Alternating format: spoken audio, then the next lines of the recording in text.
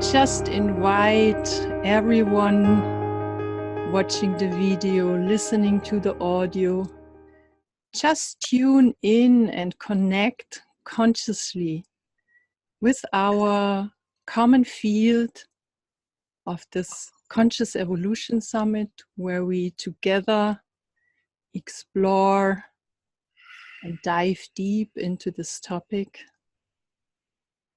And I also want to invite you to consciously connect with your heart, because this will also be a topic of today's conversation. And just take a moment to feel our connectedness as a conscious family, caring of each other, caring of our beautiful planet, and doing our best to contribute to really embodying and evolving into our full potential. And today it's my joy and my honor to welcome to the Conscious Evolution Summit, Anodea Judith. A warm welcome to you. Thank you, Puria. Delighted to be here. Yeah. And I just want to share briefly that you are an author of nearly a dozen of works, so mainly focused on different aspects of the chakra system.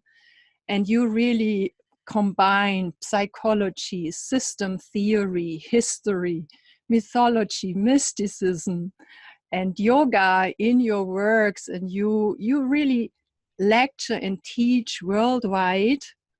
And your new book is The Global Heart Awakens, Humanity's Rite of Passage from the love for power to the power of love. I really like that. And I'm so much looking forward to hear more about your exploration of that topic. Well, it's my favorite thing to talk about. Yes. Yeah. Not my most recent book, but I think it's my most important one. So yeah. And maybe to kind of bring us a bit in your universe, Anodea, what person are you? What passion do you have for life and for what you share, that it came that you focused on these topics? Well, I feel like humanity is on the verge of the most incredible awakening in the history of evolution. We have the tools at our disposal. We have all the infrastructure laid down by our ancestors. I mean, they've already built the roads and the hospitals and the schools, and everything is there at our fingertips. We walk down to the grocery store and we buy our food already prepared. You know, we have everything there to awaken to our next level. And that's my passion. And the passion is even more urgent when I say wake up in time, because at the same time we're on the verge of this awakening, we're also on the verge of this planetary collapse, this social, environmental collapse. And so day to day, it's like, which way are we going to go? And some days it looks really scary which way we're going. But I still believe we are at the point of this awakening. Mm-hmm. So in a way, as some call it, that this crisis is kind of a birth, or... Yeah. Yes, and you know, any woman who has given birth can tell you that contractions are painful. When we are going into labor and the uterus is contracting to push that baby out, it's a very painful process. And so I see that the storms and the floods and the financial markets tumbling and, you know, the different things that are happening all over the world are contractions in the birth process. Mm-hmm. Now, if you found a woman who was pregnant and never had touch with anybody around and she didn't know what was going on, she started going into labor, she'd think she was going to die. And if you said, oh no, you're going to take this baby that's this big, you know, out between your legs. She'd think she was going to die. And so when we look at the world and we see the immense problems that face us, it seems sometimes like there's no possible way for a new birth to come out of all this. But we know that happens in birth repeatedly, that it's a miracle, that something that we don't know how it comes to be comes through painful contractions. And as those contractions get closer and closer together, we are nearer the moment of birth. Mm-hmm. And in your opinion and in your experience, I mean, I see that we could take different perspectives. We can take the perspective of being the mother and giving birth, but sometimes we also feel we are the baby. That's right. So there are different perspectives. And I just wonder, in your experience, what is supportive? What helps us going through that initiation, you could also call it? Oh, I do call it an initiation. Yes, I think we're going through the initiation from our cultural adolescence to our early planetary adulthood. And so I do see it very much as an initiation. That's what a rite of passage is, an initiation. And I say it's from the love of power to the power of love. But what helps us do that? Well, we are, as you say, both the parent and the child. You know, we are giving birth and we are giving birth to ourselves. So we're giving birth to a new kind of human, a human that is aware, that is capable. I say that evolution is the God's way of making more gods. So in a way, what we're giving birth to is, for the first time, our level of power that is at a godlike level. I mean, we can influence the climate. We can influence the gene pool. We can blow ourselves up with nuclear weapons. I mean, this is planetary scale power. And that's the power of God. So we are awakening to that. So one of the things that helps us is our personal practices. I think that the practices, the meditation, yoga, martial arts, I mean, there's so many different spiritual practices, have been handed down to us through the ages to help humanity mature, to help us grow up. And that we are being called together to play in a grand symphony of co-creation on this planet. What do we want to create out of all this? But people who play in a symphony, they have to practice. You know, the cello player, the violin, they have to practice in order to play well in the symphony, or they're not allowed. And so our practices help ourselves evolve so that we can take humanity into its evolution. But the practices are not enough by themselves. If the violin player just practices in their house all the time, well, there's no symphony. They have to go out and play with others and use their practice. I totally resonate with that. And you mentioned that there are so many different practices out there and available, and it's really beautiful. And in your experience, what would you say? How would you notice that a practice is really fitting for you? How would you recognize it, that it really works, what you are exercising? Well, I think that the practices help us become more centered, more calm, more able to deal with crisis and challenge without, getting overwhelmed or without getting triggered. They help us become healthier, more embodied, like yoga and exercise practices help us become more in our body, more connected to our body. And I think that is part of it. This is not just a head thing. What we do about solving the world's crises is not something that we say, well, let's figure it out and do it next month at our meeting. It's right now. How do we show up? Mm-hmm. Yeah, and I mean, I have the experience. I'm now on this path, I would say almost 40 years. And I would say sometimes I feel becoming more and more ordinary and normal in a way. So it's that is what you maybe shared with this really embodying it, really applying it, really living it. It doesn't become then, it's then not separated anymore from your just ordinary life, basically. That's right. And you know, the courage to be ordinary means that you're getting beyond the ego. Because the ego says, I got to be extraordinary. I got to be something special. I've got to succeed. I got to make a lot of money. I got to get famous. And, you know, when we start to relax that, when we start to let go of those ego cravings, we find that what we do might be right here in our own neighborhood. It might be right here in our own workplace. It's not everybody has the destiny to do something big. You know, I think that the person who is doing the gardening in the park is doing service as much as anyone else, you know, cleaning the toilets in the airport, you know, I mean, it takes all of us to do this. And the ego only gets rewarded for certain things.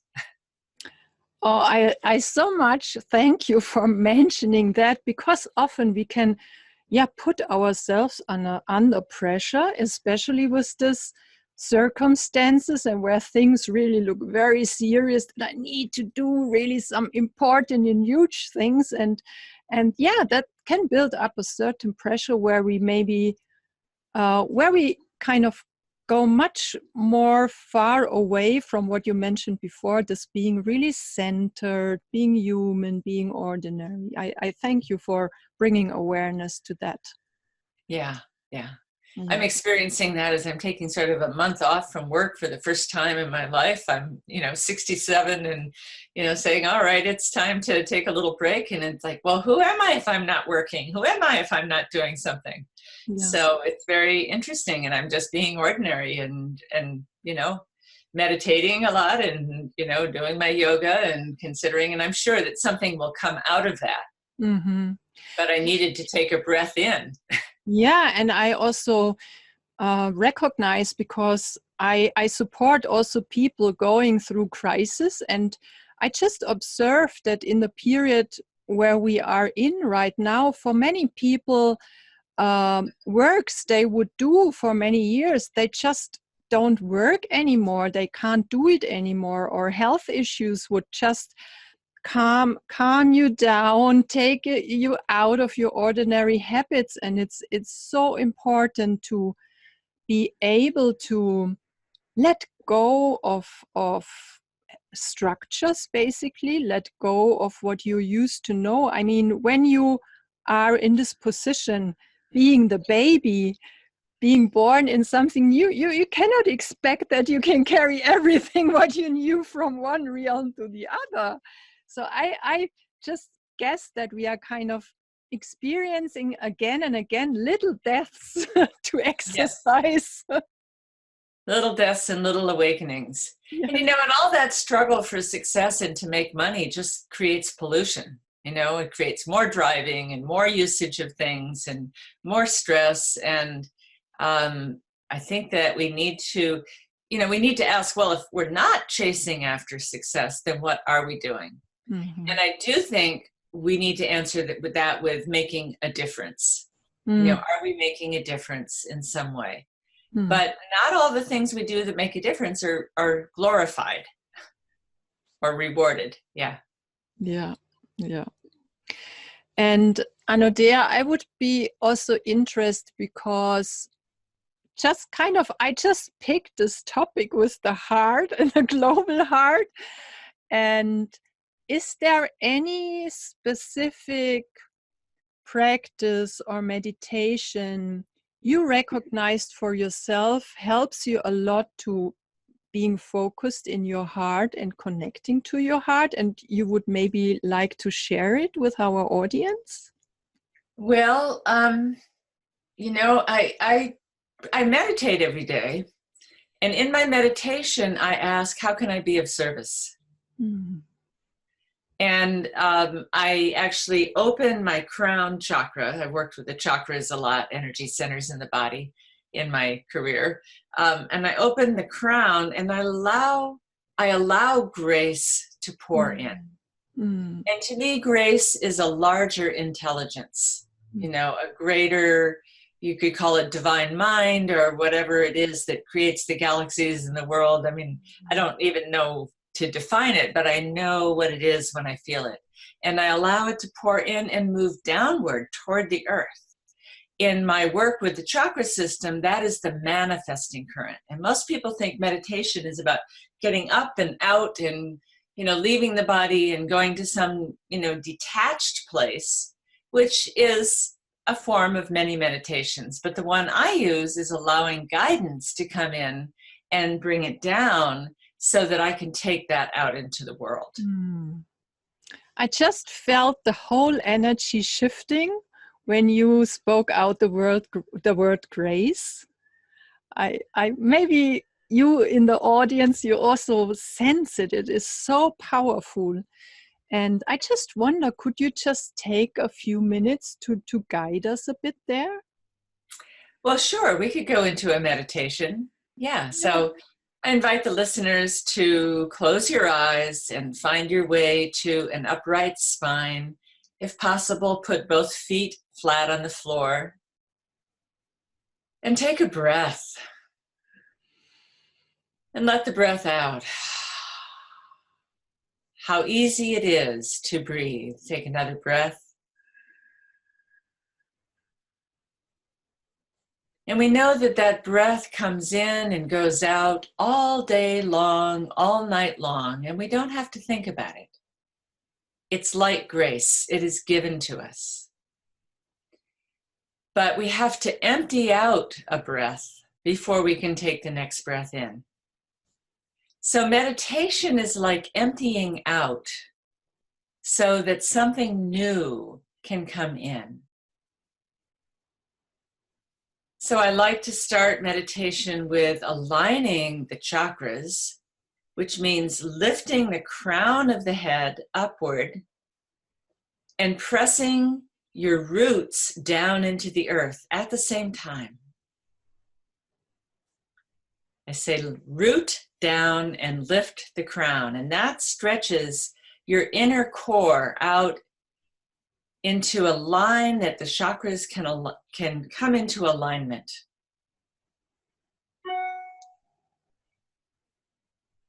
And from that point of view, imagine opening your crown chakra. It's like a flower that opens to the sunlight. And that flower in the garden doesn't have to do anything. It just opens its petals and the sunlight pours in and nourishes the flower.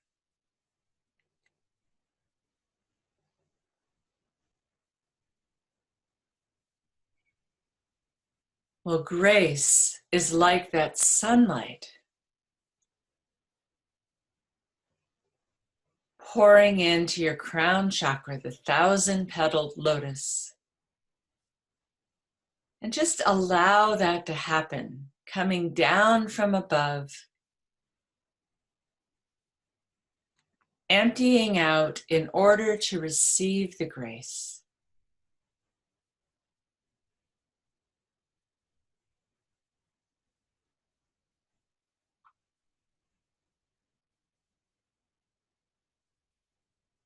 And allowing a space on the inside of your body, I call it the inner temple, that allows that grace to come down and fill up inside the body.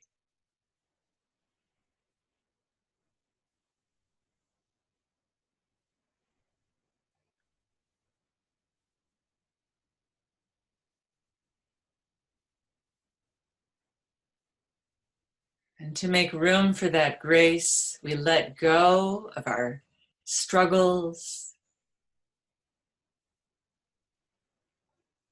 our striving, even our emotions.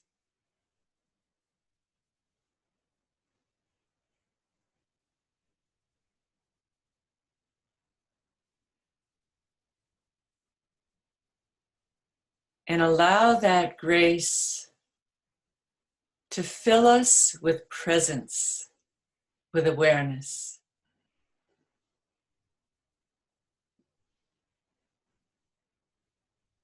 with wisdom.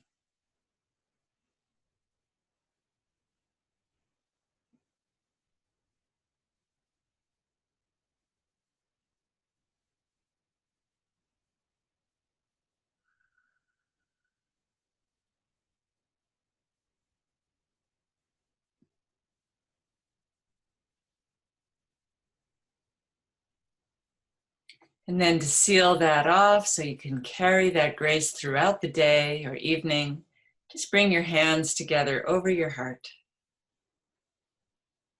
with a thank you for the presence of grace.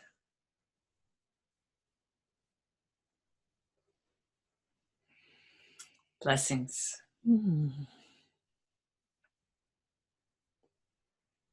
Thank you so much. That's really very beautiful.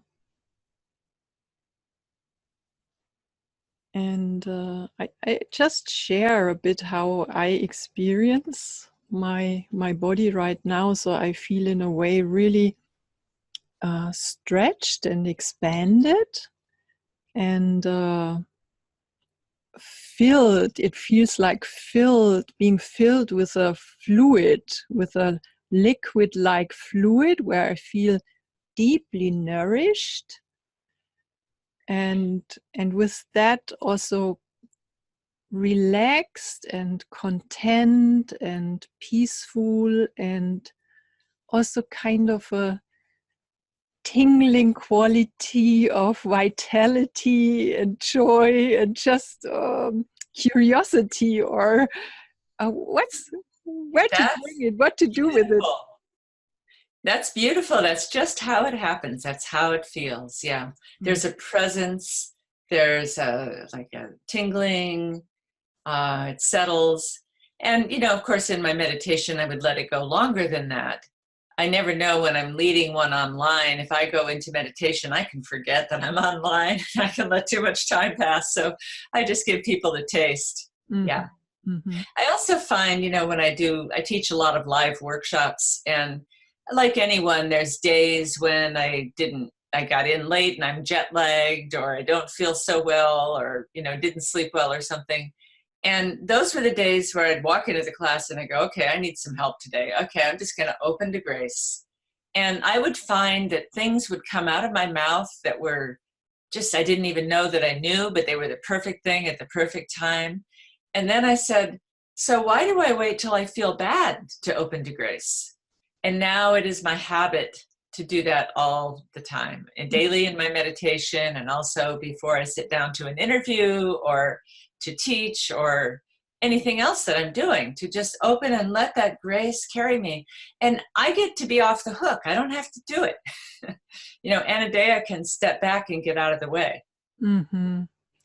Yeah, that's very important to mention. In a way, you really let go and open yourself, that kind of another almost authority takes you. Yes, that's right. Yeah, a higher power. Yeah. And would you also say, because sometimes struggle, so what is really my service, my thing to contribute, my thing to share? Would that be also a place to kind of go in inquiry to find out, or is there anything other specific you could recommend? Well, I like to, I teach when I talk about seventh chakra, to have people sit with a question. And I find that, people have lots of questions, and they're always calling up, what does this mean? And what does that mean? And what do I do here? What do I do there? And they want an answer right away. So when we have a question, what should I do next? Should I take this job or not take this job? We want an answer so that we can fold it up and put it away. And I invite people to sit with a question and keep it open. Because as soon as you think you have an answer, you close the case. Like I say, you put it away, and then you don't get more information. But if we keep the question open, the universe will bring you information. It may happen through a chance conversation. It may happen with something you read in a magazine or a book. It may happen that an email comes across and catches your eye. I mean, could come in a dream. But it will come if you keep the question open. So, the question of like, what is mine to contribute? What is mine to do? What is my offering? And we need to sit with that for a while. That's a big question. Mm. And sometimes things will just happen. On my 64th birthday, it was a few years ago now, I had gathered friends together and I said, so what's going to be my third act in life? My first act was raising my children and family and being a therapist, a psychotherapist. And my second act was writing my books and traveling around the world, giving workshops. And what's my third act? What's the one that I'm going to do in my last third of life? And of course, the answer did not come right away. And I'm still sitting with that question, but many pieces have come. And so, invitations showed up that took my work to another level. I mean, I just invited it and things showed up. So I think, especially in the third act, we don't decide, we put ourselves to service. Mm-hmm. Yeah, and what I also get when I'm listening to you and when I follow that also, I can feel the tension which it creates when you are with this question. So what is required is this capacity and this willingness to experience the tension which is building up. But I also notice, because I'm also a person, I would love to have the answers much faster. But if I'm really open and able to be with this tension, it also feels as if I would open a bigger window. Yes. As if before I would sense a question and the window is maybe open like that and not so much can come in. But when I sit longer with the question and hold the tension, it's as if I would open the window bigger and there is more opportunity for more variety, more possibilities, which could maybe guide me in the direction. Yes, Carl Jung said that maturity is the ability to hold the tension of opposites. That immaturity says, is it black or is it white? I want to know. But mature perspective says, well, it's a little bit black, it's a little bit white, it's a little bit gray, it's a little bit high, it's a little bit low, it's a little bit male, a little bit female, that we can hold that tension of opposites and embrace a larger perspective. Mm-hmm. And what I also now get is, we are just collectively in a time where we face many questions, where we came with so many things, we hit a wall and we just recognized the way how we were functioning and operating came to an end. So we are really facing many questions as a collective. So really that just came that we kind of, it's not a luxury anymore. It needs to become a very foundational and basic inner capacity to be with it. Yeah, there's a poem by Rumi that says, be quiet, listen, sit still, because you're drunk and you're at the edge of the roof. And I feel like that describes where we are in the world. We are intoxicated with our power and our possessions and, all the things of the world, and we're intoxicated and we're losing our consciousness, and we're at the edge of a cliff, really. Humanity could go over the cliff, and we've been going 90 miles an hour toward the cliff, and we better stop and pay attention. And so it's of utmost importance now to stop and listen and to consider carefully, because if you're drunk and you're near the edge of the roof, you could fall off. Mm-hmm. Oh, I get goosebumps because this image is really so accurate, describing the situation. I really like it. Mm. Yeah. And another thing which came to my mind is, and maybe you kind of can share your experience on that, is that in a way, I sense it's so important, and and there is also this relaxation and just waiting and listening required. It's so important in which attitude we are, which atmosphere we emanate. I always have this impression that we are nutrition for the universe in a way. How I vibrate, what I embody, and what I send out is information, is food, is nutrition for the universe. And we as a collective, we can become aware with what do we feed existence and the universe. And I mean, that's in my words, and I would love to hear what you think about that. Well, it's what do we feed with our vibration, and also what do we take in? So, what we take in matters too, whether we're taking in toxic food or chemicals or toxic situations with people, then that comes into our field, and then that's what emanates outward. So we need to be very conscious of that exchange, which is a primordial part of the universe, exchanging energy. All of life does it. Everything in life eats something and is food for something else. Yeah. And what also comes to my mind, another thing is that I just sense that the veil into the unseen is getting so thin in a way, and maybe you could just talk a bit about the importance also, and the let's say the possibilities if we become more aware, and if we include the invisible world also into our life, basically. Well, yes, I think that there is a field of consciousness that we can't see, but that is going out and wrapping around the globe. And, a good example of that on a more mundane level is the internet. That's a field of information. And so what do we put out on the internet? Do we put out hate? Do we put out pornography? Do we, or do we put out something that is inspiring and uplifting for people to see? Same way with television and movies. What do we put out? That's what we're feeding on. Yeah. And, what I think we really need to be putting out is a vision of what's possible. Right now, humanity is not, we don't have a new vision that fits our time. We don't have a vision of where we're going. People don't think about how do we consciously evolve. And we are evolving toward a next level. What does that look like?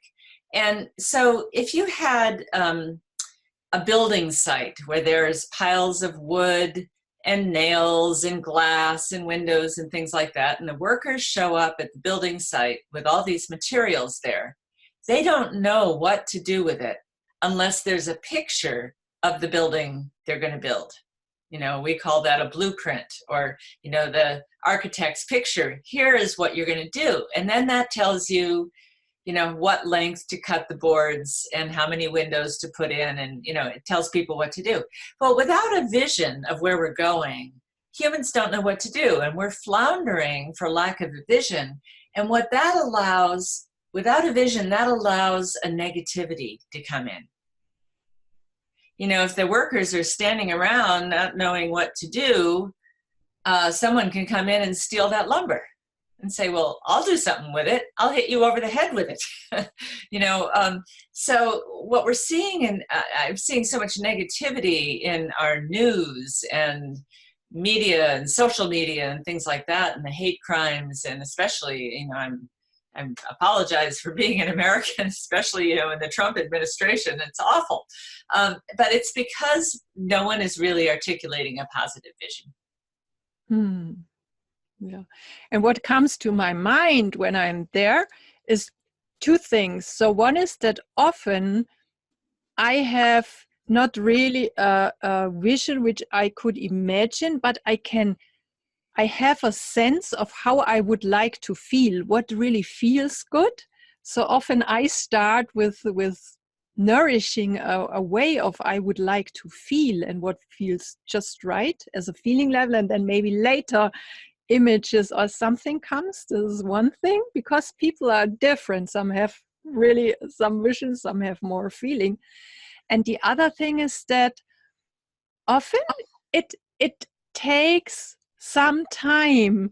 You need to carry this vision over weeks, months, Years. years, until it becomes manifest in the scene. And we are often, we just don't have the patience often enough to stay long enough in this vision. And I really would love to encourage us to, when we don't see the results that quickly, that we still continue nourishing this vision. Yeah, I do an exercise in my workshop sometimes where you go outside and you sit in front of a plant or a tree or something like that, and you ask a question. And I was teaching this in the desert, the Southwest United States desert. And I went out off the path, sat in the sand, and there were these cactus plants. And, you know, there was a big one in the middle, and then all around were these little ones, you know, the little babies of the plant. And I was way off the path in the middle of the desert. And I thought, well, here's this plant way out here where no one will see it, continuing to produce little plants that will grow up and make little plants. And this plant is not saying, well, I'm going to put myself close to the path where everybody will see me. You know, this plant is just doing what it does. It's just creating because that's what is there to do. And I think that we have to just keep creating our vision and know that some of these things take a long time. Mm-hmm. And my vision is that we are here on this planet to learn how to create heaven on earth. Not up here, not out there, not something we go to after we die, but to take the heavenly principles of higher wisdom and love and beauty. Beauty is a heavenly principle. The natural world is always beautiful. Of truth. I take the, you know, sacred values of the chakras, which is wisdom, beauty, truth in the throat chakra, love, of course, in the fourth chakra, power. We need to have power in the third chakra, pleasure in the second chakra, and creation, really, in the first chakra, that we are creating. And that we are creating heaven on earth. So that can mean, you know, how can I make my community more heavenly? How can I make my workplace more heavenly? It might be as simple as just bringing some flowers to work and putting them on your desk so that you have that nice smell during the day and something beautiful to look at. It might be that I'm buying groceries in the store and I'm talking to the person that is checking out my groceries. Hi, what's your name? How was your day today? You know, when do you get off work? You know, do you have something fun? Not that I'm trying to pick them up, but, you know, trying to make them smile, maybe joke with them, just to do one little thing to make someone's day a little better. Mm-hmm. Beautiful. And Anodea, we kind of come nearly to the end of our conversation, but I would like to pick up a thread you just mentioned before, was this third phase in your life. And I just assume that we will have quite some listeners and viewers in our audience which might maybe also enter this third phase in their life. What would you say, in your experience, is helpful and builds a foundation to kind of, manifest this third last part in your life really in alignment with yourself? Well, I think it is, you have to have a willingness to open to service and a surrender. And that in our third phase, in our older years, we do things from a different place. We don't have the energy we had when we were younger. And we do it from a slower, wiser place. And that usually in the second phase of life, people are really putting out and putting out and putting out. I think the third phase begins with taking in. So make sure you have reading time to read books that inspire you. Make sure you take in some of the many podcasts and teleseminars that are there. So it's like when we don't know what to do, we need more information. You know, take workshops, go out and find places where you can learn and get more input. And that becomes food that gives birth to what you're going to do next. I like that. And what I also notice in myself is that I more and more really enjoy even more supporting others to really come into their light, into their power, into their beauty and their joy. So kind of being more in the background and supporting others, which are more in the front. I think that's great, because I think a true leader is one who lets others shine and brings out the gifts in other people. Yes. Yeah. So is there anything else, Anodea, you would like to share to share with our audience, which I haven't asked you, we haven't shared already, for to kind of really Well, yes. In my book, The Global Heart Awakens, when I say the rite of passage from the love of power to the power of love, what I'm talking about is a new organizing principle for the planet, for social systems. And we have been organized by a top-down power over model for about 5,000 years. And in the book, I go through periods of history and I look at the different organizing principles. So that was when humans were very young. We didn't know how to read or write. We didn't know anything about science. We were like little children, and it took a strong parent to say, I will control this. I will tell everybody what to do, and this will be organized. And that was appropriate for that time and for much of the time in between. But we've come to the end of the usefulness of that model. And it's not that we get rid of it completely, but the top-down model makes people powerless. It exploits them. We have the powerful few who make a lot of money, and then the other people who help them make money and don't get paid much. I mean, it's all through society. And so this power of love as an organizing principle is that we are organizing peer to peer. And we see it in some economic things like Airbnb or Lyft or Uber. These are things that don't have a top person commanding everybody what to do. People are saying, I can go on my phone and order a ride, and somebody else just wants to work 4 hours that week, they can pick me up. And it self-organizes. So it's self-organizing systems that come from the bottom up instead of the top down. And that happens right wherever you are. And as those organizing systems get larger and more sophisticated, the old system can begin to let go. But it can't let go until the new organizing system is mature enough to hold society together, or there would be chaos. Mm-hmm. But it is happening everywhere.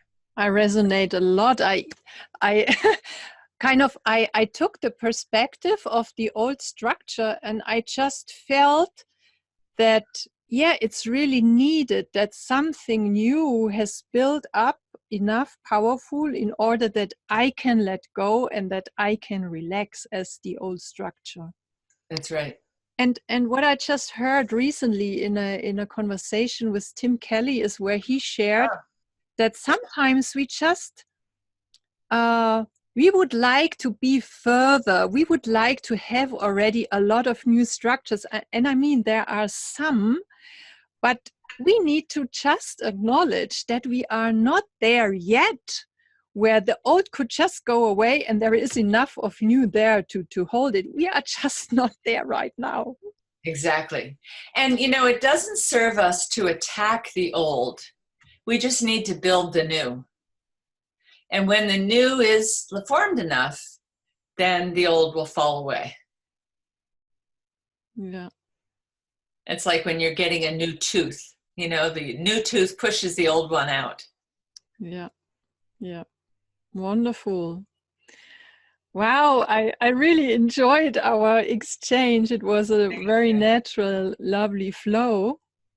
Thank you so much, Puria. It's really a delight to talk about these issues, and it's my favorite topic. Where are we on the planet and where are we going? I don't know why that's not what everybody's talking about all the time. So Yeah. thank you for the opportunity. Same for me. Thank you so much. And I also want to thank our audience. You are taking the time, watching the video, listening to the audio, really contributing your energy, your presence to this topic where I assume it's also dear to your heart. And I just want to invite you to share with your friends and to talk about that. Many people can join this conversation, and I deeply see that it's so important that we are like cells spread all over the globe. And in last year's summit, we had people joining from 35 countries.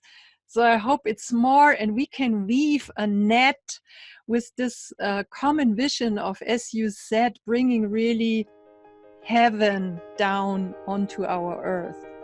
Yes. Thank you. Thank you. And thank you, listeners.